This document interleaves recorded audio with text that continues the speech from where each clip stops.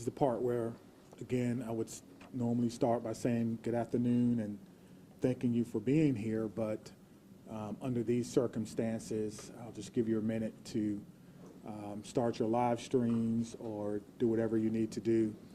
And while you're doing that, my name is Chief Sean Barnes, S-H-O-N-B-A-R-N-E-S.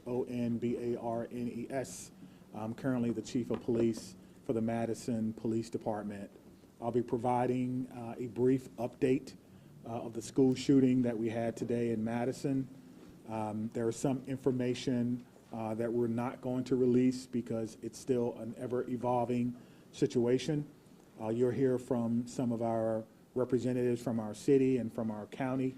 And behind me are a lot of people who came together today to make sure that the day ended well and that everyone else was safe. So with that being said, I'll go ahead and start my remarks. Today truly is a sad day for Madison and for our country. It is a day that I believe will live in our collective minds for a very, very long time. Here are the details. Today at 10:57 a.m., our team was called to the Abundant Life Christian School in reference to an active shooter. We know that 3 people are dead, including the suspect shooter. We know that the suspect shooter was a teenage student who attended the school. At this time, we're not releasing the age or gender of the student or any other identifying remarks about the student. 2 other people have died. That died were a teacher and a teenage student. 6 other people were injured. 2 students are now in critical condition in the hospital, and these injuries are considered life-threatening injuries. 4 students are also at other area hospitals with non-life-threatening injuries. But these are just the physical injuries that we know about. We know that this was the middle of the day, of a school day, and so there will be other injuries that we'll have to face for a very, very long time. And we're going to do everything we can as a community to heal those injuries as well. Many of you have asked me about the why of this. Why did this happen? What do we know? What was the motivation? I do not know.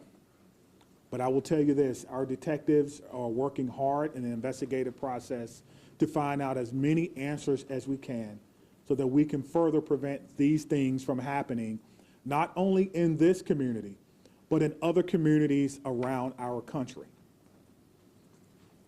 I think we can all agree that enough is enough, and we have to come together to do everything we can to support our students, to prevent press conferences like these from happening again and again and again. The school building itself is clear. We have cleared the school. There's no other threats or danger to the community. We're in the process now of what we call reunification.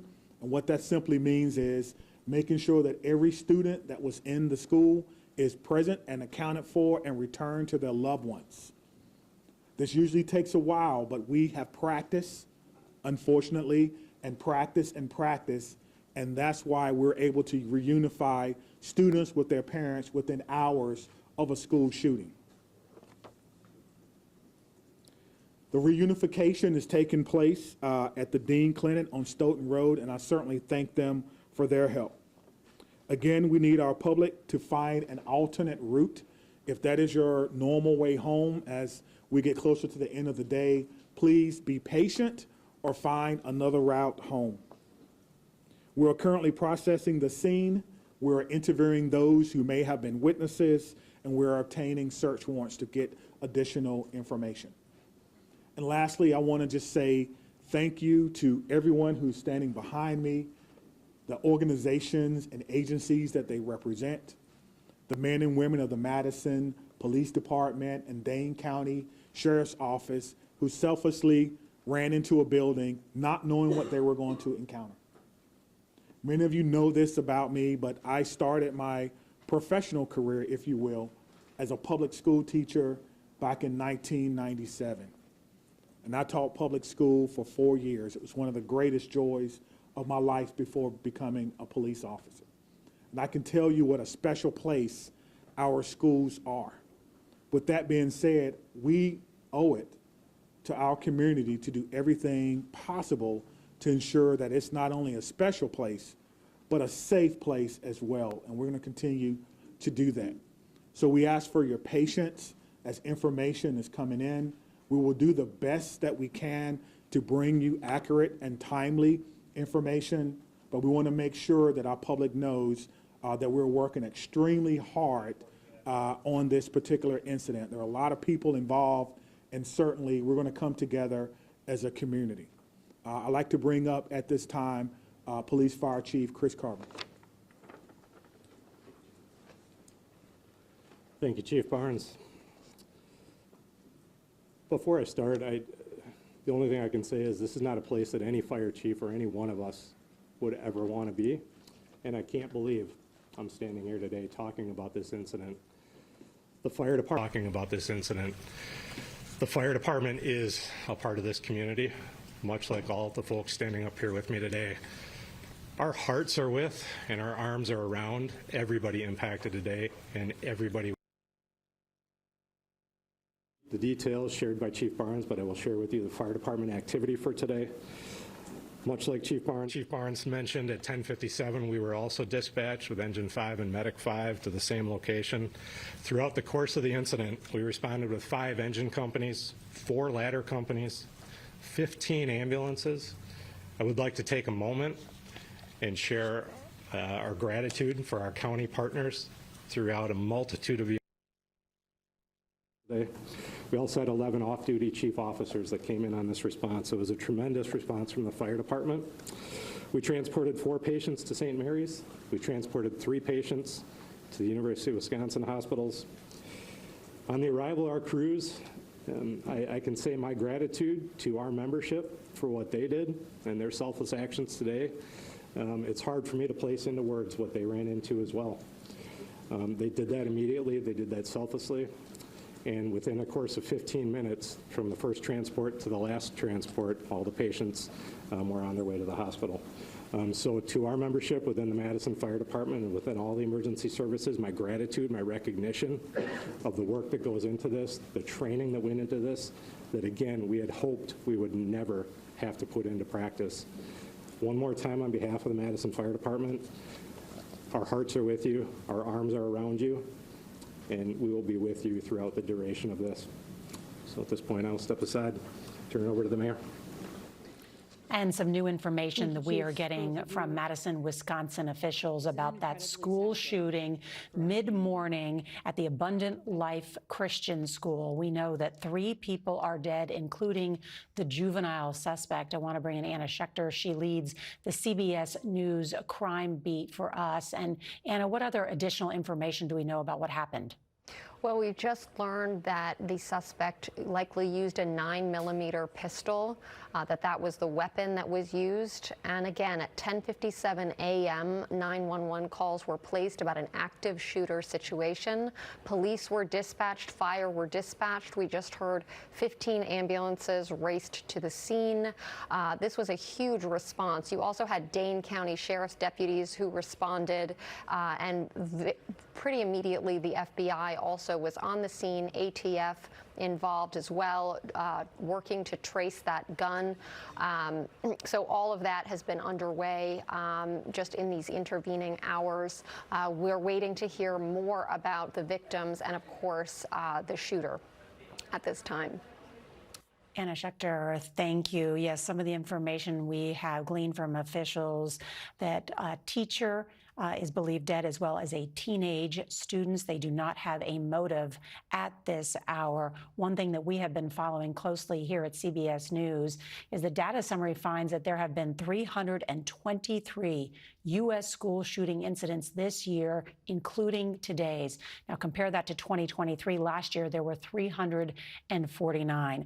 Want to bring in our CBS News national security contributor, Samantha Vinograd. And Samantha, this is a concern for all Americans and parents, certainly these school shootings. What strikes you about today's news? What strikes me about today's news is how unsurprising it is. I helped to lead the Department of Homeland Security's efforts to prevent these school shootings by trying to identify threats well before an individual radicalized to violence. The police chief did say today that there is no ongoing threat to the community, but I want to note, Nora, that the investigation is just starting into the active shooter and what may have been the individual's motivations. At this time, we should expect law enforcement to be combing the individual's social media, perhaps encrypted communications, to try to identify if this individual was in touch with others and if there is, in fact, any sort of other related threat based upon this individual's actions. Can I ask you, based on all of your knowledge and experience, how often is this likely to happen, a school shooting at a private, Christian school, a smaller school like this, as opposed to a larger public school? Gun violence, unfortunately, doesn't discriminate when it comes to what kinds of campuses are effective. And that's why prevention experts across the country work with private schools, public schools, to try to identify security protocols, but also to try to encourage school officials and students to ask for help at the earliest possible stage when they see an individual potentially radicalizing to violence. Samantha Vinograd, thank you so much. And so just to recap what we know at this hour, we have learned the suspect in today's school shooting at Abundant Life Christian was a teen student there. The Madison, Wisconsin police chief confirming and saying right now they are not releasing the age, gender, or other identifying remarks about this student suspect. The two other victims are a teacher and a teenage student. Also, big concern, 6 others were injured. 2 of those students are said to be in critical condition with life-threatening injuries. No motive at this hour.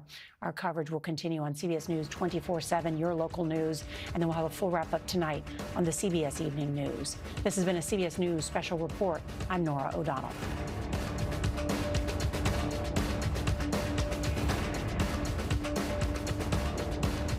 Of one another. No community should ever have to endure such a tragedy.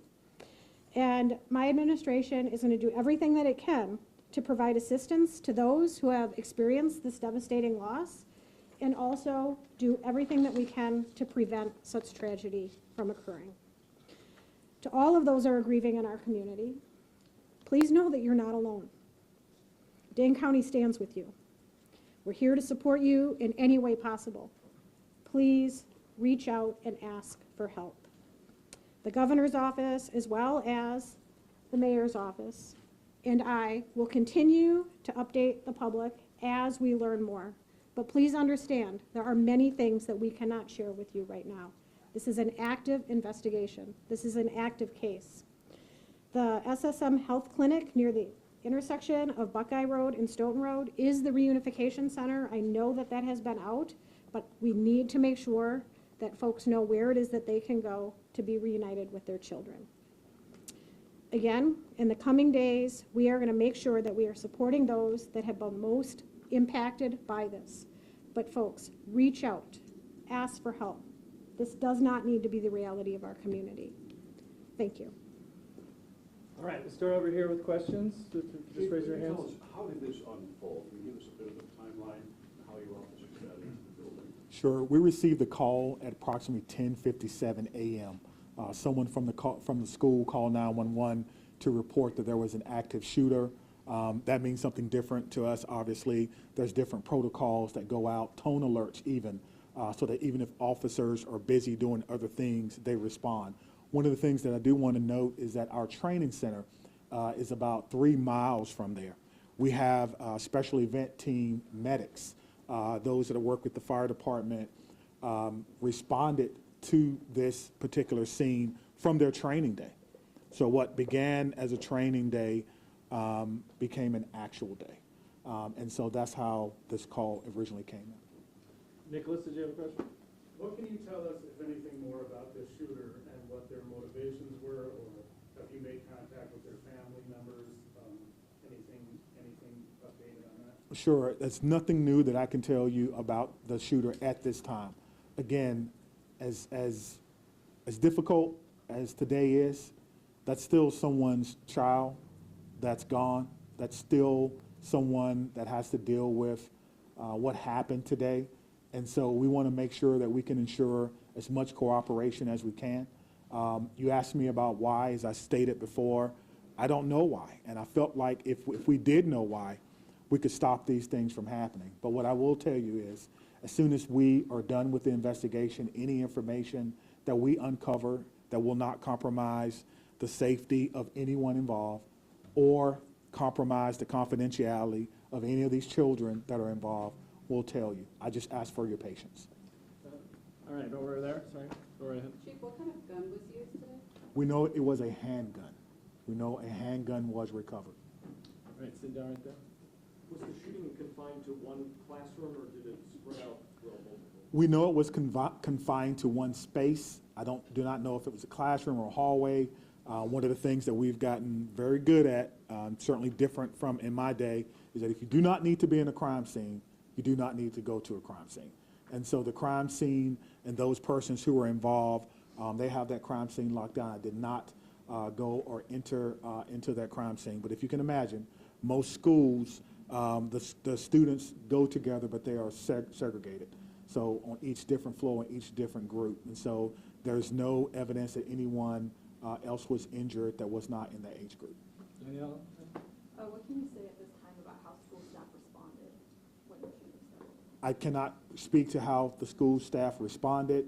You know, we did have injuries, but it could have always, of course, had additional injuries. I do not know what the school's protocols are. Again, this is a private Christian school. I know that we have a very good rapport with MMSD, Madison Metropolitan Schools, public schools. So we have done trainings for them before, but I would assume that most of the teachers have the same or some similar type of training as a part of their certification. There's conflicting reports online about how many students are enrolled at the school. Can you confirm approximately how many students attend the school? I do not know how many students attend the school, but their website says that they serve about 200 families.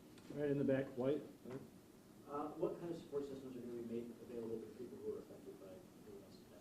That's a good question. As you heard from our mayor and our county exec, we have services within our government that will be made available to them. I have a lot of confidence that they're going to follow through on that, and we'll make sure that that persons who need to. Do you guys want to speak to that? So, Dane County Human Services, as well as the Red Cross and other consolidated agencies, are already on scene. And we will continue to be on scene, and those resources will be bolstered. Again, please reach out. You are not alone. We are going to navigate this together, and there are people who are affected by this trauma who are not in the reunification center or at the school. We need folks to be reaching out because we do have resources available. Did you know if Abundant Christian Life School, did they have a school resource officer employed? It's not my knowledge that they had a school resource officer. That if they did, it would be a police officer, and I know where they all are, and they're not in the schools right now. Dixie in the back there. So in terms of witnesses that you mentioned about investigation, what is that looking like, and how many Sure. witnesses are you guys speaking of? Sure. So the detectives will talk to anyone who may have seen this particular event unfold, anyone that may have been unfortunate to hear something. They will be talking to them. It's my understanding that that's in process now, and everyone is cooperating fully. That will give us an idea of not only what unfolded, but it could answer the question to motivation, because again, the students who unfortunately had to witness this. But that's not something that we want to rush. We're not going to interrogate students. We're going to give them an opportunity to come in and speak to what they may have saw when they feel ready, which is why some of these questions can't be answered right now. All right, Spectrum.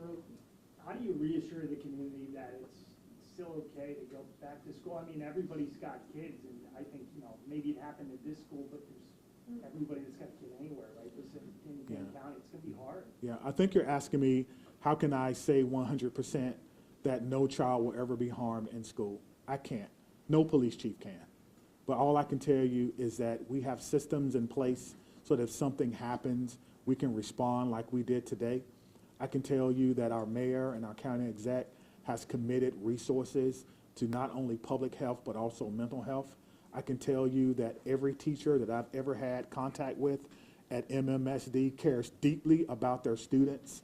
every staff member. I talk to staff members all the time who tell me things that are going on in the schools and want to do whatever they can, even if it's under anonymity, to let me know that they want to have a safe school. So my reassurance to the public is that if you see something, say something. If you know someone who may be going through a difficult time, please reach out to someone. And I think what I can do is make sure that our police department is transparent and open and honest and inviting for people to call and give information. I think MMSD does an excellent job of that, and the same thing can be said for any other private school. If you want to give information or you need someone to talk to, I can promise you we'll have someone there to get that information. All right, then. Understanding that this is a private school you may not be as familiar with, what can you tell us about some of the physical measures that are in place at this school, whether it's metal detectors, secure entryway, cameras, et cetera? Yeah, that's a good question. I've never been in this school, unfortunately. I'm not aware that there were metal detectors in the school. That's something that we can certainly look at. Most schools have some form of surveillance or public space cameras, but that will be, of course, part of the investigation process. Scott? Chief, can you clarify, you said 7 were injured, but 6 were hospitalized. Does that mean one's been treated at least? And secondly, is the shooter's family cooperating with the investigation? Yeah, so it's 2 questions, but let me try to handle the first one. So I'm trying to go back to my notes. So we do know that 1 person was pronounced at the scene, and so that may be the 7th person. But we can get you all that information. Just when we're done, I'll have my PIO give that to you so you can report it accurately. And what was your second question? Is the shooter's family cooperating? At this time, yes. So you have made contact with the shooter's family? We have. And what were the steps to do that? It's through the investigative process. Okay. Lauren? Is the shooter's home being searched? We've got some information about that is ongoing. Yes, obviously, once we have identified, we have initiated a search, but we think that search is either ongoing now or that search may be concluded. Of course, it's about safety. That's the first thing, making sure that people are safe, and then we'll go from there. This has been, this has been an amazing day for everyone. And so if you have someone who is deceased, who may have been a shooter, you want to make sure that their family is okay. You don't know.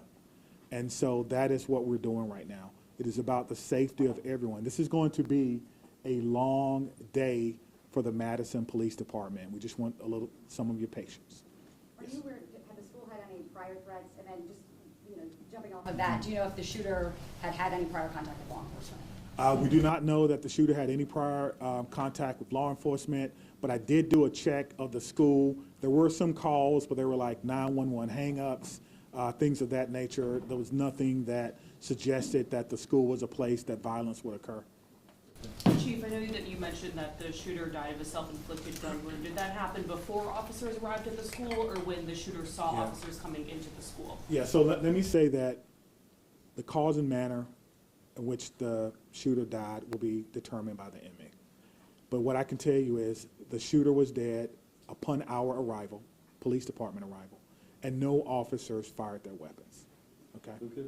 What are these search warrants you're executing? Are they at the residence on like a device the shooter had? What do you, I'm sorry. The extent of the search warrants. Yeah, so the extent of the search warrant is to be able to go in a place that we don't have permission to be in and make sure that everyone is okay. And then if there's any evidence that we think we need to collect, we could only do that with the use of a search warrant. And so again, we have to determine if there is evidence that we will need. Everyone wants to know what led up to this. Are there any additional threats to public safety? Is this person or was this person by themselves? There are a lot of questions that we want to answer, but we have to answer the safety questions first, and then we'll move on to some of the more investigatory questions. Are you in possession of any of the shooter's devices? I am not, no. Catherine? I'm wondering about metal detectors. You mentioned in the first meeting that you were not a fan, and that this school probably doesn't have them. And do you know other schools that do? Do you think that that's something we should start talking about, metal detectors in schools? I guess the question is, would you want your child to go to a school with or without metal detectors? I can't answer that. I can't. Right now, in a school Yeah, without them. yeah, absolutely. So the idea is to create the safest environment that we can without metal detectors. That is my answer. In the back there? Chief, this was a shooting at a Christian school right before the Christmas holiday. Can you address the impact of that? And is the Christmas holiday at all, in your belief, related to as a motivation for the shooting? Yeah, so to the question of motivation, we don't know why, but to the question of so close to Christmas, we have a lot of people going to be impacted. If it's a Christian school, then obviously our holidays, our Christian holidays are very important to the students, very important. It's a time for family. Students probably getting ready to go out on break, and now the break will be a little less about celebrating Christmas than more about celebrating perhaps friends and loved ones and staff members who perhaps lost their life. That's why I'm asking everyone to, of course, keep Abundant Life Christian School in your thoughts and in your prayers, and we'll get a couple more, okay? Okay, real quick, Phoebe. So it's a private school that takes public money through the voucher system. So what has this revealed about maybe gaps in security or training for staff? Is that something you're thinking about whether schools that are private that take public money need to be, kind of on par with public schools when it comes to safety? Well, what I'm telling you is that in 1997, I began my professional career as a public school teacher. I taught history for 4 years before becoming a police officer. So I did not get far enough to take courses in administration and budgeting of schools. I don't know what governs private schools, if they receive money, where that comes from. That would probably be a question that you would probably need to ask someone who's more intimately involved in the school system and what their requirements are if they do receive that. But you could probably compare what has happened or what goes on, their security measures, with the security measures of any school in MMSD, and then that may give you your answer. That's a very... Just one very quick follow-up. As you know, there has been some criticism to other law departments in their response to these school shooting incidents, particularly in Uvalde. How did that inform your game plan today, and how quickly were your officers able to get into the school? What were they told to do? Sure. We train on this, as I spoke about earlier. When officers arrive on the scene, they immediately go in, which we did in this case, stop the threat, stop the killing, find the killer. That's how we train, and that's exactly what we did today. There's no waiting. There's no coordination of who's in charge. Everyone knows exactly what to do. I spoke about this earlier. We train on this constantly. Our commanders, including the fire chief and I, was in a commander's training less than 2 weeks ago, going over this exact same scenario for another fictional location. And so all of that came into play today, and our officers performed extremely well based on their training and based on the expectations that they know exactly what to do. Stop the threat, stop the killing, find the threat. All right, I promise to follow up. Can we just do one more? How many students For the current student. No, wait, hold on, right here. Thank you, all. Yeah. I think the questions have been asked, and we're straying a little far from what's most important at this point in time, and that is the victims and their families. I have 3 things to add. First of all, there is a lot that our community can and will do in the coming days to support the victims and their families, and we will have more information at future briefings. If anyone, and I would urge you all to include this in your stories, if anyone needs mental health support as a result of this incident and the coverage of it, I encourage them to reach out to 988 by phone or text and to get the mental health support that they need. It is incredibly important that we take care of our community in this very difficult time. We all have a role in preventing gun violence. Our entire community needs to be part of the solution here. There are many things that we can do, and we can have those conversations in coming days. But first and foremost, what needs to be the priority for all of us is supporting our young people. And that is where our community's attention needs to turn at this point in time. The police department, the fire department, the city, the county will share additional information about the investigation as it becomes available. But I urge you all to help our community find resources to support their mental health and to find resources to support the victims and families at this time. Thank you all. Where can people go to see your updates? What can you tell them? It'll be on cityofmadison.com. Me, Stephanie, and Cynthia will stick around and answer any other questions, but that's all. Let me say just before I go, because the mayor mentioned that this was a whole of government response. It certainly was, and there's so many people that we want to thank. We cannot thank everyone, but it's also a whole of law enforcement response. Even though we are in different agencies, we all have the same training. And so I want to thank our partners with the FBI who are here with me today, partners with the ATF, Dane County Emergency Management. Of course, we already talked about our fire department. We've got calls from the Attorney General of the United States, Wisconsin State Patrol, our governor's office, State Patrol, Monona, as well as our sheriff's office. I know I may have left someone out, but thank you for how you responded, professionally, quickly, and according to the way that we all trained, and it all came together to ensure that no other persons were hurt. Thank you. Chief, could you just say what time you guys made entry? We just want to nail that.